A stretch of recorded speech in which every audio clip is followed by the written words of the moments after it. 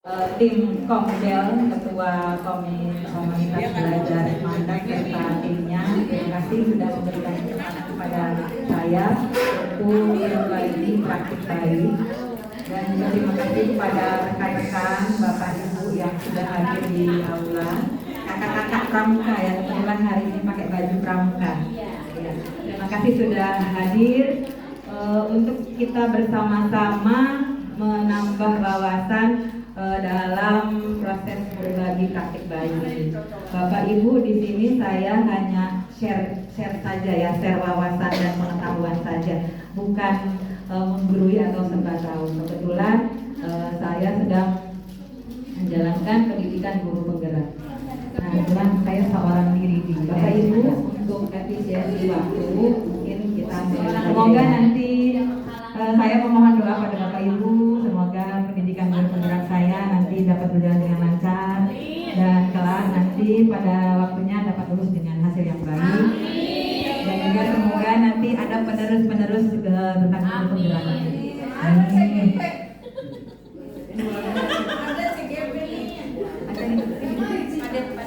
Boleh sekarang guru tua boleh. Apa itu budaya positif? Kita ice breaking dulu yuk. Bapak Ibu boleh silakan, memohon untuk berdiri, silakan. Rekan-rekan Bapak Ibu, ice breaking ini membutuhkan berpasang-pasangan.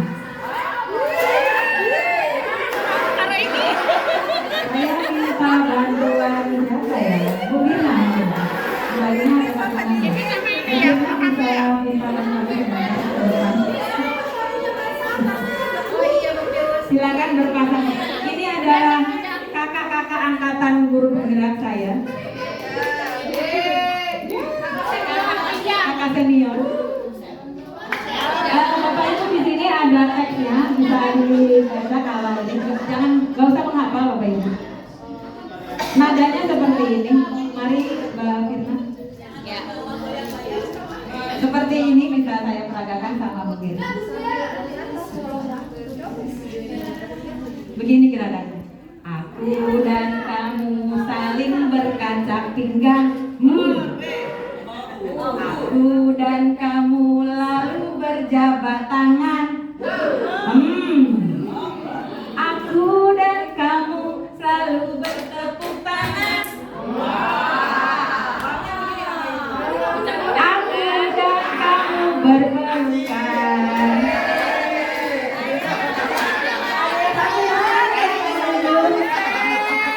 Sambil bernyanyi, ya makanya berpasang-pasangan Bapak Ibu.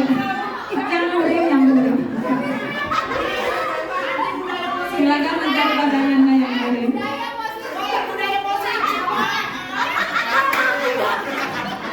Ya, bisa dimulai Bapak Ibu, kita menyanyi bersama-sama.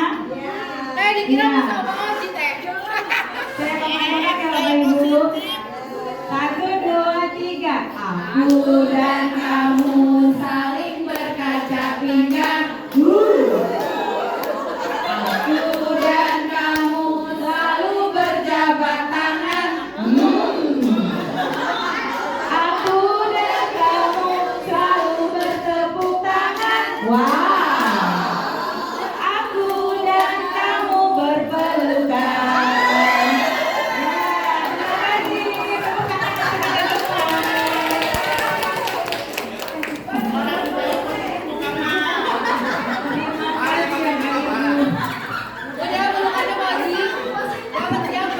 Sudah mulai semangat ya Bapak Ibu, mana?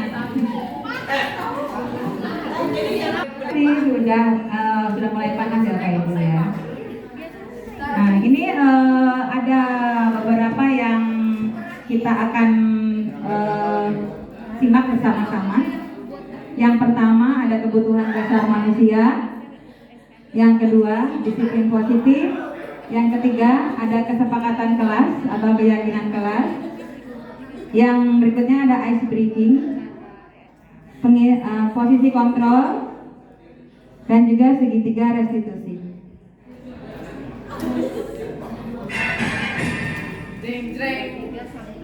Kebutuhan dasar manusia itu ada 5 Bapak Ibu. Ada yang bisa menyebutkannya? Yang pertama apa ya? Butuh kasih sayang. Butuh kasih sayang. Apakah kasih sayang di nomor 1? Uang. Ya, coba kita lihat di nomor 1. Bertahan hidup Bapak Ibu. Ada kasih sayang, ada uang, kita bertahan hidup. Ya, yang pertama adalah bertahan hidup. Kita harus bertahan hidup dulu. Baru nanti bisa mencari kasih sayang, bisa mencari uang. Gitu. Yang berikutnya baru tadi papau, cinta dan kasih sayang. Ya, manusia membutuhkan cinta dan kasih sayang. Kebebasan Bapak Ibu. Ya, kita membutuhkan kebebasan, ini menduduki yang nomor 3. Lalu berikutnya kesenangan. Nah, kita juga butuh hiburan ya Bapak Ibu. Kita butuh hiburan seperti tadi itu bisa menaikkan hormon endorfin kita yang mungkin sudah menurun. Nah, baru berikutnya adalah penguasaan. Nah, ini adalah 5 kebutuhan dasar manusia yang juga dimiliki oleh para siswa-siswi kita. Spiritual ada di cinta dan kasih sayang.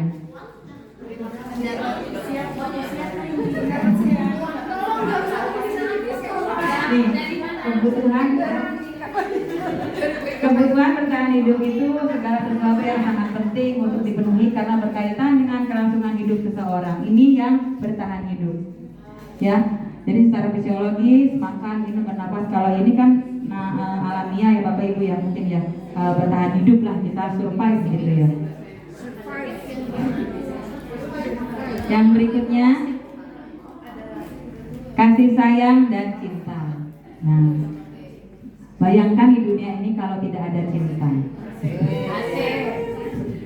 Ya, jadi mungkin seperti apa manusia akan berkembang ya kalau tidak ada cinta dan kasih sayang. Ini kalau cinta dan kasih sayang itu juga dimiliki oleh siswa kita Bapak Ibu. Ya, yang ini kebebasan. Bebas. Kayak sekarang kan kurikulum merdeka ya, bebas berekspresi. Menurut William Glaser, kebebasan itu menjadi 2 kategori. Bebasan itu kalau nggak ada jam ngajar. Kalau jam kos.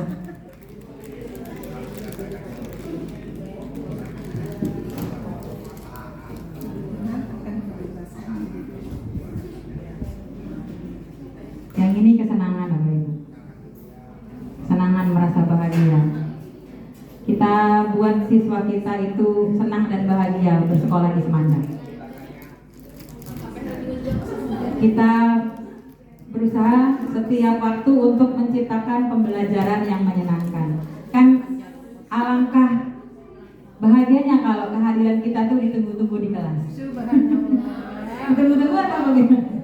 Ditunggu-tunggu ya, Bapak ini pelajaran ini gitu ya, Bapak Ibu itu pelajaran itu gitu, ditunggu-tunggu di kelas. Kehadiran kita benar-benar ditunggu di kelas.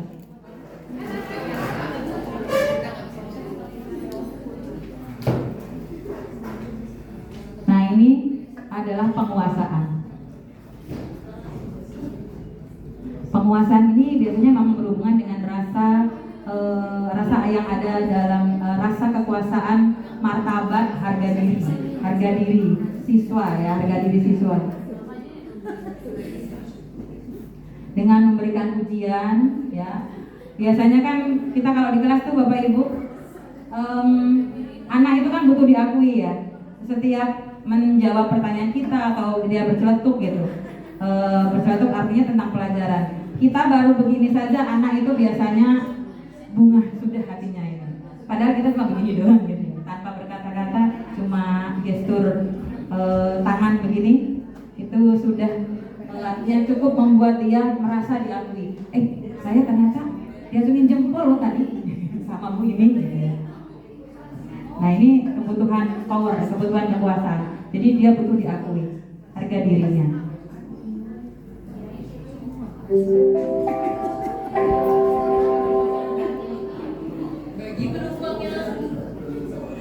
Bapak Ibu, kita menuju ke materi yang kedua, yaitu disiplin positif. Tujuan dari disiplin positif itu menanamkan motivasi kepada siswa kita supaya memang benar-benar menciptakan budaya berdisiplin. Disiplin ini dalam hal ini bukan tentang waktu, tapi disiplin positif itu umum Bapak Ibu, umum sekali. Seperti misalnya sekarang kita berkumpul dalam komunitas belajar, ini pun berdisiplin positif. Ini salah satu dari cermin disiplin positif. Jadi bukan berarti kamu nggak disiplin soal waktu terus ya, yang dibahas waktu. Padahal disiplin itu adalah suatu kebiasaan baik ya.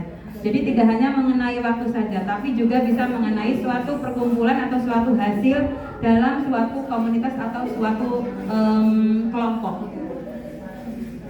Yang itu bisa memotivasi untuk anak itu bisa berdampak panjang. Jadi artinya gini, disiplin positif itu bukan berarti ada guru atau misalnya kita naik motor pakai helm, itu tujuannya untuk apa? Melindungi kepala. Kalau kita nggak ditilang. Nah itu seperti itu, jadi dia bisa memotivasi diri untuk menjadi lebih baik.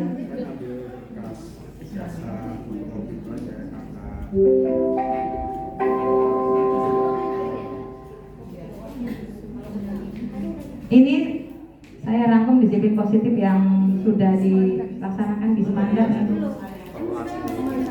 Seperti ini, seperti pembiasaan salim kalau pagi. Terus ya, pembel kita komunitas belajar juga saya masukkan ke dalam contoh disiplin positif. Dan juga ada tadarus ya, tadarus Jumat itu saya masukin.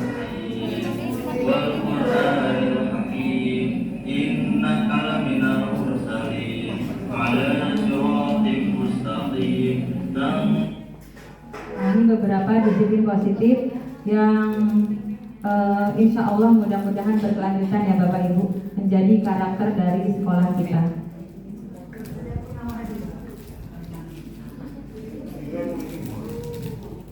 Nah, kita lanjut ke materi yang ketiga, yaitu materi tentang keyakinan kelas atau kesepakatan kelas. Ini sebenarnya mungkin sudah lewat ya, karena kalau bikin kesepakatan kelas itu di awal-awal tahun ajaran baru ya Bapak Ibu ya. Biasanya gitu kan ya, apalagi dengan siswa-siswi yang perwaliannya, misalnya dengan wali kelasnya gitu ya, atau dengan yang bukan wali kelasnya. Nah ini kita awali dengan keyakinan kelas atau kesepakatan kelas. Nah apa sih manfaatnya buat sebelum ke manfaat, apa sih itu kesepakatan kelas Bapak Ibu? Apa ya? Perjanjian dengan siswa. Berarti yang membuat siswanya atau siswa? Bersama guru. Siswa bersama guru ya. Kalau bedanya dengan peraturan apa ya? Peraturan dibuat ya, peraturan itu dibuat oleh guru atau pihak lembaga. Tapi kalau kesepakatan dibuat oleh dua belah pihak. Ya, terima kasih. Tepuk tangan dong buat kita semua nih ya. Nah ini Bapak Ibu manfaatnya budaya positif bagi siswa. Jadi kita mengajak siswa untuk berkomitmen mengeluarkan pendapat. Jadi kalau bikin kesepakatan tidak hanya dari gurunya saja, tapi juga berasal dari apa pendapat dari siswanya. Jadi akan terjadi saling menghargai. Nantinya kita berkomitmen dua belah pihak, dibuatlah untuk deal kesepakatan. Nah, wujud kesepakatan kelas ini Bapak Ibu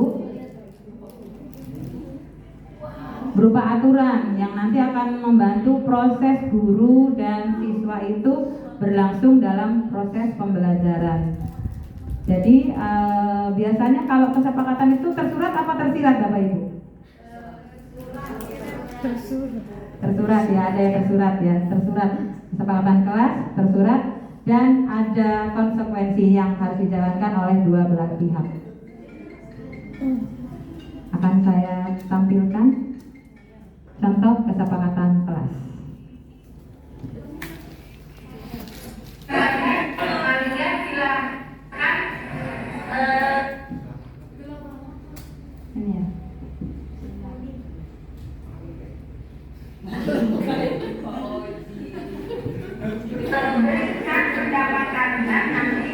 Ini kesepakatan kelas yang saya buat di kelas saya setiap kemarin pembelajaran baru permulaan.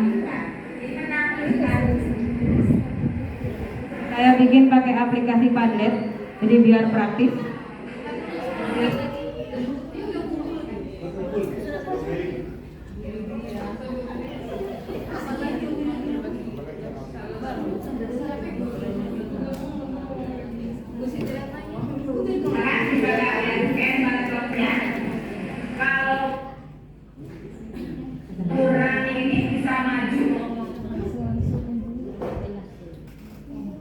Jadi di dalam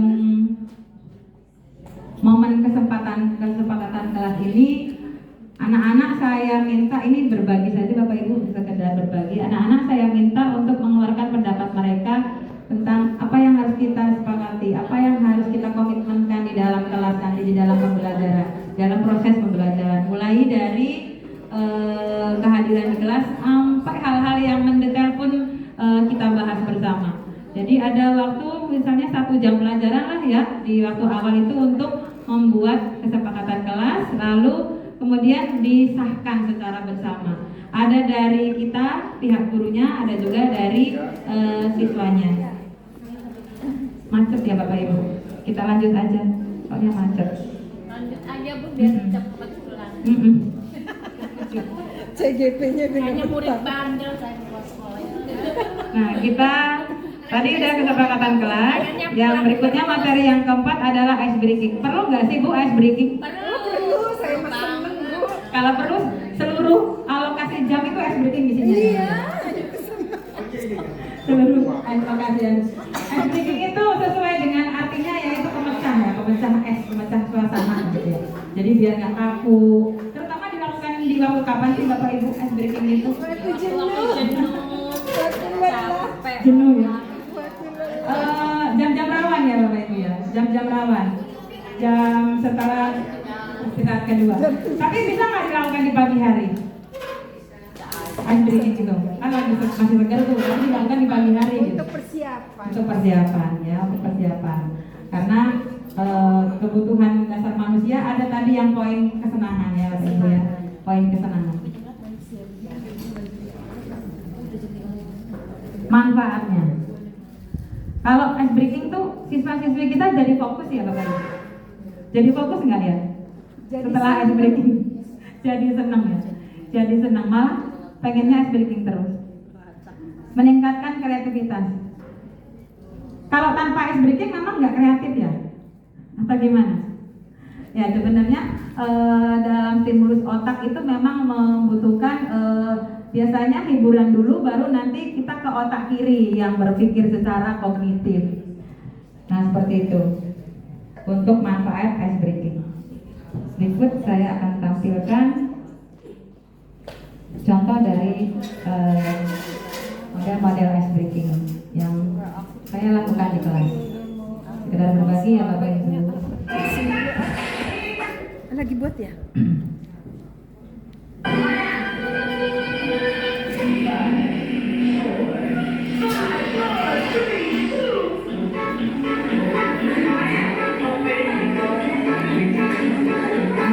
Ini ice breaking yang tanpa game Bapak Ibu.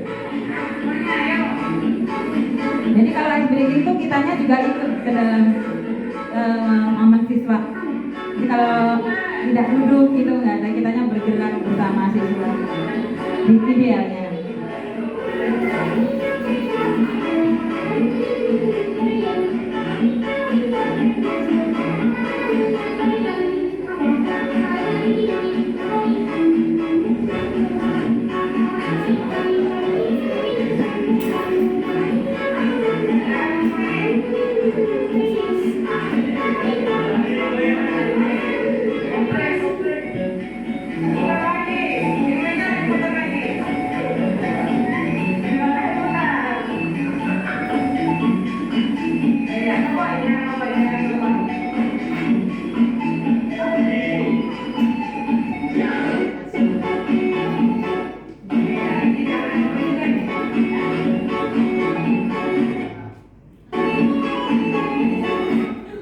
yang ice breaking dengan game.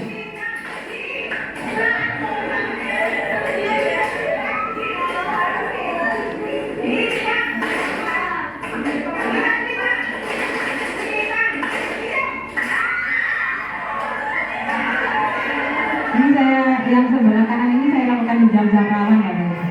Yang dulu itu jam ke 7, 8, 9. Ya ini ice breaking ya. Mungkin Bapak Ibu juga udah sering banyak lah melakukan ice breaking itu di kelas-kelasnya. Malah mungkin lebih dari ini gitu ya. Buat memecah suasana, buat membangkitkan lagi semangat. Yang ngantuk jadi nggak ngantuk gitu karena ditepuk sama temannya gitu ya.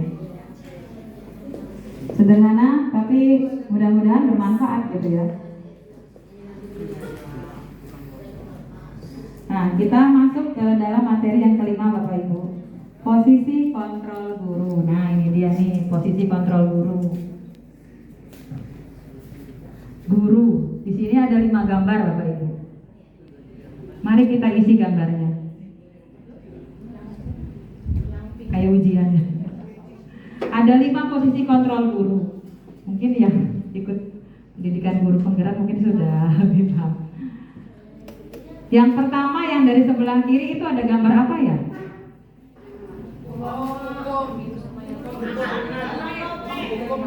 Menghukum anak ya Ibu ya. Menghukum anak. Ya, menghukum anak. Ada gambar menghukum anak. Kita lihat apakah benar posisi kontrolnya sebagai penghukum. Benar, sebagai penghukum. Sering nggak kita melakukannya? Iya, zaman sekarang nggak ada ya.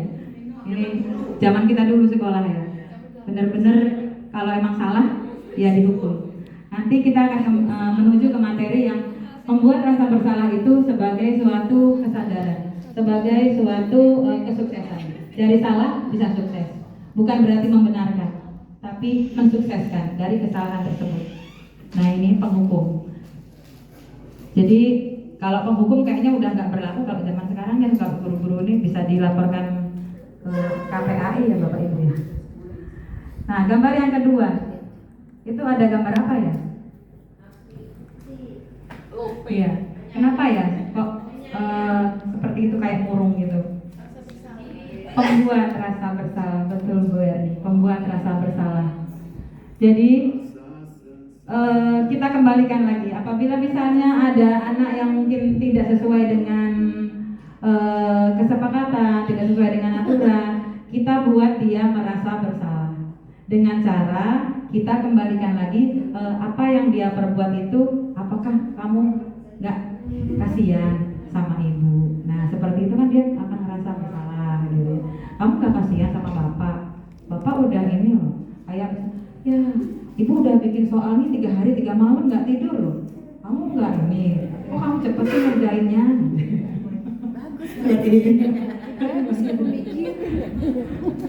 Ya, gambar yang ketiga. Siapa Bu? Gambar yang ketiga ini apa ya Bapak Ibu ya? Posisi kontrol gurunya sebagai apa ya? Sebagai teman. Sebagai teman. Kita sejajarkan diri kita dengan dia. Bukan berarti kita sama dengan dia. Artinya sejajarkan bagaimana kita merasakan apa yang dia rasakan. Merasakan apa yang dia kalau dia berbuat salah, pasti coba kalau kita jadi dia seperti apa rasanya. Jadi kalau temanmu kan kayak gitu biasanya ya. Merasakan apa sih yang kamu rasain gitu ya. Sama-sama ngerasain gitu. Kita sebagai teman. Nah, gambar yang keempat Bapak Ibu. Ini seperti sedang mengamati sesuatu gitu. Melihat lebih dekat. Iya detektif. Sebagai pemantau Bapak Ibu. Kalau misalnya ada kasus atau apa, kita lihat, kita selidiki kayak detektif gitu ya. Misalnya ada yang manjat pagar gitu. Kenapa dia manjat pagar? Kita selidiki. Kenapa dia bisa seperti itu? Apa motivasinya manjat pagar? Apa motivasinya gitu ya? Kita selidiki apa sih motivasi dia seperti itu. Gambar yang kelima. Sebagai manajer. Manajer itu kan jabatan yang paling lumayan mumpuni ya. Mumpuni dan sebagai penengah lah. jabatan yang ya pemimpin lah, manajerial. Jadi mengatur segalanya. Jadi manajer ini jabatan yang paling atas. Artinya kalau ada suatu permasalahan, manajer tuh biasanya bisa menjadi penengah, bisa menjadi membuat solusi yang bijaksana. Nah, ini 5 posisi kontrol guru Bapak Ibu. Sebagai penghukum, pembuat rasa bersalah, sebagai teman, pemantau, manajer. Bapak Ibu kalau misalnya menemukan kasus, posisi kontrol yang mana yang akan dipakai? Tergantung konteks kasus, ya. Tergantung konteks kasusnya atau permasalahannya. Tapi yang paling ideal yang mana Bapak Ibu? Boleh pilih lebih dari satu. Manajer, pemantau, teman, penghukum. Baru dihukum ya Bapak Ibu. Baru dihukum. Tapi kalau berbuat salah, siswa dihukum nggak nih Bu? Pak? Apakah harus dihukum atau bagaimana nih kalau berbuat salah? Iya. Nanti kita akan lihat Bapak Ibu apabila ada kasus yang menyatakan bahwa siswa tersebut adalah salah, nanti ada di materi ke-6. Akan kita bagaimanakan atau posisi kontrol yang seperti apa yang ideal bisa kita lakukan apabila menghadapi suatu kasus. Nih, Bapak Ibu, kita menuju ke materi yang terakhir, yaitu materi segitiga restitusi. Nah, segitiga restitusi ini apa ya? Sebuah segitiga untuk penyelesaian atau untuk solusi suatu permasalahan yang kadang kita temukan setiap hari, Bapak Ibu. Kadang kita temukan setiap hari. Ada kasus dari kasus yang mungkin tidak begitu besar sampai kasus yang mungkin kasus yang urgen gitu ya. Jadi kita pakai yang namanya segitiga restitusi, mengubah perilaku atau mengubah dari suatu kesalahan menjadi suatu kesuksesan tanpa membenarkan kesalahan tersebut. Jadi kita tidak membenarkan kesalahan itu, tapi kita menjadikan kesalahan itu sebagai suatu kesuksesan dari si pelaku. Nah, ada 3 langkah dalam segitiga restitusi Bapak Ibu. Yang pertama apa ya? Menstabilkan identitas. Yang kedua, validasi kesalahan. Yang ketiga, menanyakan keyakinan kelas. Nah, mungkin bisa sedikit saya gambarkan. Kalau menstabilkan identitas itu artinya bila kita menemukan satu kasus pada satu siswa, itu kita lihat dulu. Menstabilkan identitas dari siswa tersebut. Dia dalam keadaan salah, dia tahu dia berbuat salah karena dia sudah melakukan kesalahan, dia pasti tahu. Nah, di sini sikap kita adalah menstabilkan. Jadi kita berikan kepercayaan diri lagi kepada si pelaku tersebut. Kalau kita langsung mengdownkan, nah itu kemungkinan dia akan kemana-mana Bapak Ibu. Mungkin dia akan berbohong. Ya, kalau kita gali misalnya, kita identifikasi, coba kita interogasi nih. Kita stabilkan dulu identitasnya. Kita jadi dia. Mungkin misalnya kasus naik tembok naik pagar gitu kan. Mungkin ibu juga kalau jadi kamu, kalau terlambat ke sekolah, mungkin akan naik pagar juga demi ke sekolah, demi bisa masuk kelas gitu. Kita stabilkan identitas dia. Kita kembalikan lagi kepercayaan diri dia. Walaupun dia bersalah Bapak Ibu, dia tetap bersalah. Yang kedua, validasi kesalahannya. Validasi itu artinya bukan membenarkan Bapak Ibu. Jadi artinya begini, kamu terlambat bisa naik pagar, itu berarti suatu keahlian. Nah, kita bilang itu suatu keahlian. Ibu pun mungkin akan berbuat sama ketika ibu terlambat. Mungkin akan berbuat sama. Dan karena ibu termotivasi buat sekolah gitu, semangat buat sekolah. Kita validasi kesalahannya. Jadi kita berikan pengertian bahwa emang kamu salah, tapi kamu bukan satu-satunya pendosa di dunia ini. Begitu, kamu bukan satu-satunya yang bersalah di muka bumi ini. Lalu berikutnya baru kita ke menanyakan keyakinan kelas atau menanyakan aturan yang sudah dia langgar. jadi kita gali dulu, kita validasi dulu, baru kita lihat keyakinan kelas. Di sini Bapak Ibu gambarannya untuk segitiga restitusi.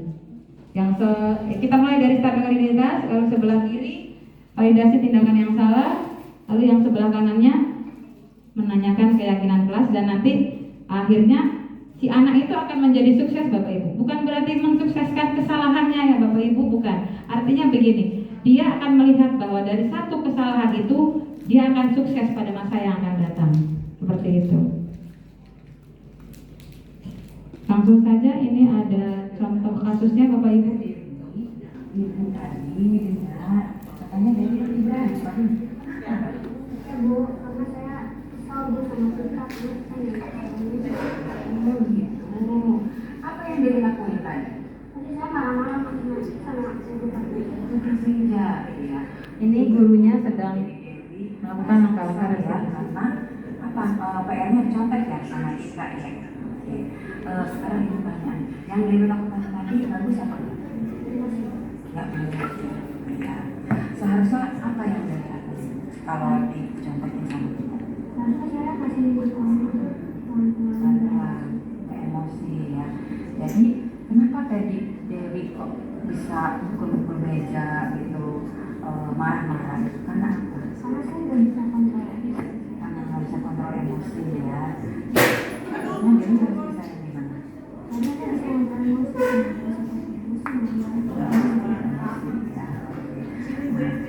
Kalau yang paling itu marah-marah itu ada kesepakatan kelas yang dari langgar. Ini sudah restitusi yang ketiga, yaitu menanyakan kesepakatan kelas.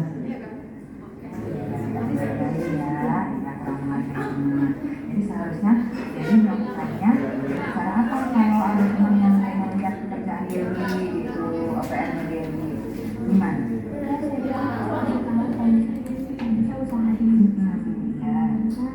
Tanya, kalau nggak bisa tanya ya. Oke, ada seperti itu ya.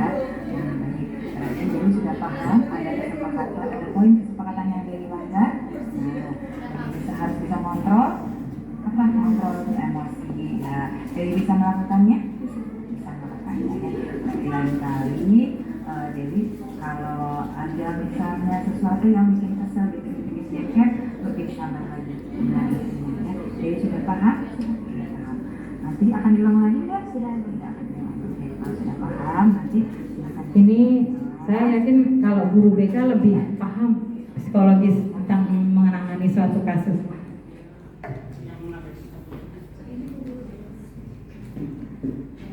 Sama. Ini kasus yang kedua, siswa terlambat, sering banget terlambat masuk kelas, ke sekolah. Karena diajak main sama teman-temannya. Mungkin juga kalau sama jadi. Nah, ini kita validasi kesalahannya. Kita merasakan apa yang siswa tersebut rasakan. Kegiatan. Ya, Alex. Ya, Bapak Ibu, jadi seperti tadi, kalau menemukan misalnya satu kasus, mungkin kalau zaman dulu ya kita sering melihatnya hanya satu sudut pandang saja. Oh, kamu salah, udah salah gitu ya. Menggebrak meja, marah-marah sama teman, ataupun terlambat itu udah kamu dihukum, gitu ya. Tapi ternyata di balik itu semua ada alasan-alasan yang bisa dikemukakan oleh siswa tersebut, si anak tersebut. Terus dia sendiri yang mencari solusinya. Kita gali, dia mencari solusinya, dan dia harus bertanggungjawabkan keyakinan kelas yang dia langgar itu nanti akan akan dia pertanggungjawabkan gitu ya. Jadi dia sudah tahu kalau dia itu salah gitu ya. Cuma kita lihat apakah kesalahan itu nanti bisa mensukseskan si anak tersebut gitu ya. Jadi inilah tujuan dari segitiga restitusi, membuat kesuksesan dari suatu kesalahan, bukan membenarkan kesalahannya ya berarti ya. Artinya di sini restitusi itu bukan untuk menebus kesalahan, untuk belajar dari kesalahan. Tujuannya untuk memperbaiki hubungan, tindakannya tawaran ya, bukan paksaan ya. Jadi tadi itu kan harusnya bagaimana? Kok kamu bisa begitu? Nah, pertanyaan-pertanyaan seperti itu bisa ini ya. Jadi harusnya bagaimana? Apakah salah nggak itu kayak gitu?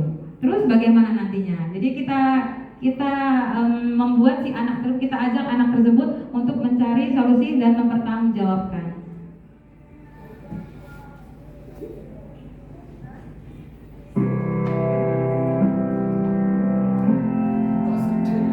Begitu Bapak Ibu, terima kasih atas perhatiannya.